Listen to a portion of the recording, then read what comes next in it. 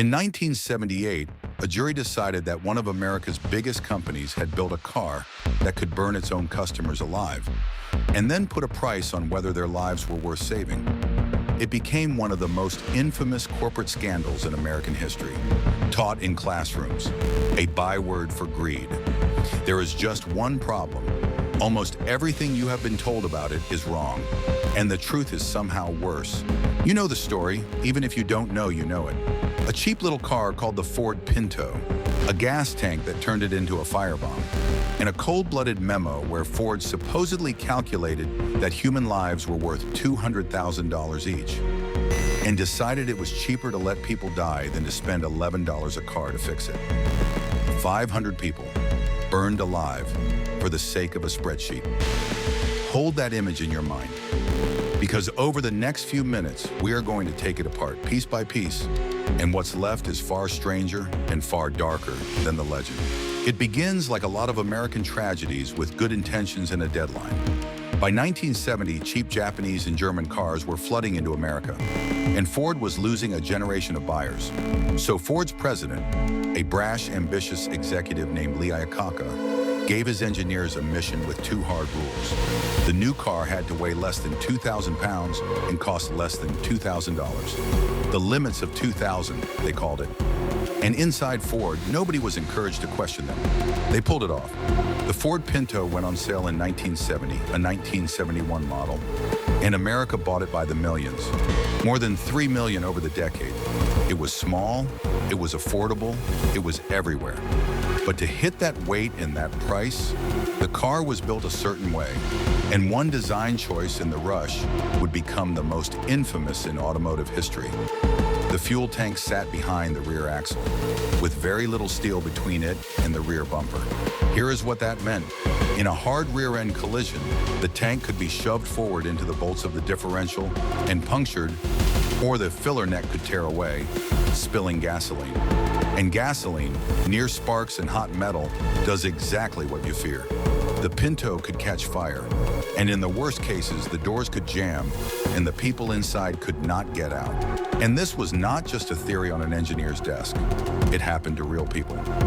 In May of 1972, a woman named Lily Gray was driving her 6-month-old Pinto on a California freeway with a 13-year-old neighbor's boy, Richard Grimshaw, in the passenger seat. The car stalled. It was struck from behind, and it erupted into flames. Lily Gray died of her burns. Richard Grimshaw, a child, survived, but with burns across most of his body. Over the years that followed, he would endure more than 90 operations. He would be disfigured for the rest of his life. And when his case reached a courtroom, it would produce a verdict that shook corporate America to its foundations. In 1978, a California jury found for Grimshaw and awarded him $125 million in punitive damages, one of the largest such awards in American history to that point. A judge would later cut that figure to $3.5 million, but the message had already gone around the world. The jury believed Ford had not simply made a mistake. It believed Ford had made a choice, and a California appellate court reviewing the case put it in words that have echoed ever since. It found that Ford had, quote, decided to defer correction of the car's dangers by engaging in a cost-benefit analysis, balancing human lives and limbs against corporate profits. The court called that conduct reprehensible in the extreme. This is where the legend was born, and this, right here, is where the legend begins to lie. Because the thing everyone remembers most, the smoking gun, the memo where Ford put a price on your life, was never as simple as the story says. Let me show you the real document. And once you see what it actually was, you can never unsee it. The memo is real. It was written inside Ford in 1973 by two employees named Grush and Sonby. It does contain a chilling calculation. $11 a car times 12.5 million vehicles equals $137 million. Against a benefit of $49.5 million, a benefit measured in prevented deaths, each one valued at $200,000. Costs outweigh benefits. Don't install the fix. It looks exactly like the nightmare. But look closer. First, that memo was not about the Pinto. It never once mentions the Pinto. It was not about rear-end fires at all. It was about rollovers, and it covered every car and light truck sold in America that year by every manufacturer. 12.5 million vehicles. It was an industry-wide argument, not a Pinto death warrant. Second, it was not a secret internal blueprint that shaped the car. It was written in 1973, years after the Pinto was already designed and on the road. And it wasn't written for Ford's engineers, who never even saw it. It was written for the government, a lobbying document filed to argue against a proposed federal safety rule. Third, and this is the one that should stop you cold, that $200,000 price on a human life? Ford did not invent it. It was the government's own number. The National Highway Traffic Safety Administration had published it, an official estimate of what a traffic death cost society. Ford simply used the figure the regulators themselves had put on the table. And fourth, the most famous piece of evidence in the entire Pinto scandal, that memo, was ruled inadmissible in the Grimshaw trial. The judge threw it out because it was about rollovers, not rear-end crashes, which means the jury that hit Ford with $125 million in punishment never saw it. The smoking gun was never in the room. And the 500 people burned alive? That number came from a single magazine article in 1977 with no source behind it. Later retellings pushed it to 900. But the most rigorous count from the government's own investigators found roughly 27 deaths in Pinto rear-end fires. 27 real human beings, a genuine tragedy, but not the massacre of legend, off by a factor of nearly 20. It gets stranger, because when you actually run the numbers on how dangerous the Pinto was, overall, it wasn't a death trap at all. Compared to other small cars of its era, the Pinto's total fatality rate was roughly average. Safer, by the data, than a Volkswagen Beetle or a Toyota Corolla. It was worse than its rivals in exactly one narrow category: rear-end fires. That was the real flaw. Not a monstrous car, a specific deadly weakness, dressed up by the years into a monster. So if the memo was a misfire, and the body count was inflated, and the car was average, was the whole thing a lie? Was Ford innocent? No. And here is where the story stops being a comfortable cartoon about corporate evil and becomes something that should genuinely disturb you. Because the real scandal isn't a villain in a boardroom cackling over a spreadsheet of your death. The truth, according to the people who actually studied Ford from the inside, is stranger. The engineers who built the Pinto drove Pintos themselves. They bought them for their own children. Nobody in that building believed they were trading human lives for money. And that is the terrifying part.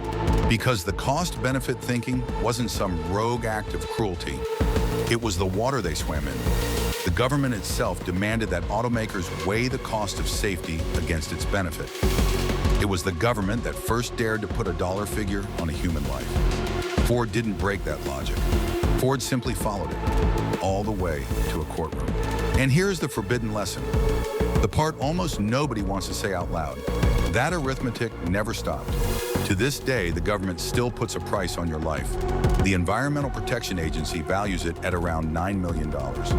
The Department of Transportation, around $6 million. Every safety rule, the car you drive, the medicine you take, the air you breathe, is built on someone, somewhere, quietly deciding that your life is worth exactly this much, and no more. Ford didn't invent that machine. Ford just got caught with the receipt. That is why the Pinto still haunts us. Not because one company was uniquely evil, but because it made visible the cold arithmetic we all pretend isn't running underneath everything we buy. In June of 1978, under a wave of public fury, Ford recalled roughly 1.5 million Pintos, the largest recall in history to that point. And the fix, when it came, was almost unbearably small. A plastic shield, a redesigned filler pipe. Cheap, simple. In fact, Ford had already quietly built those very changes into its newer models. The Pinto itself was discontinued in 1980. Ford, of course, did not collapse. Lee Iacocca went on to become one of the most celebrated executives in American history. But there is one more courtroom you need to know about. In 1978 in Indiana, Three teenage girls, two sisters and their cousin, were burned to death when their Pinto was struck from behind. And for the first time in American history, a state charged a corporation itself with reckless homicide. Not a person, a company, on trial for killing. Ford was acquitted, but read the fine print because it matters. The trial was narrowly limited to whether Ford had acted recklessly after the recall. The original 1970 design was never actually put on trial.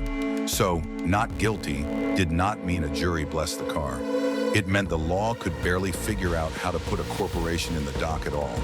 And that question, can a company commit a crime, is one we are still arguing about today. So here is what I want to ask you, and be honest with yourself. Imagine you are that Ford engineer in 1970. You know the fix would cost only a handful of dollars a car. You know the risk is real but rare. And you know that every other car maker in America is building tanks the exact same way. Do you pull the car, or do you tell yourself what everyone around you is already telling themselves? That this is just the price of building things? Tell me in the comments. I genuinely want to know. They told you the Pinto was the story of a company that put a price on your life. It wasn't. It was the story of the fact that everyone does. The government, the regulators, every company that ever built anything you've ever trusted. Ford was just the one that got caught with the paperwork. The memo was a misfire. But the crime, the willingness to look away, was real. And it never went out of production. This was file number 08. If you want to see which empire we open next, subscribe. Because the brighter it shines, the darker the story underneath. Every empire leaves a file.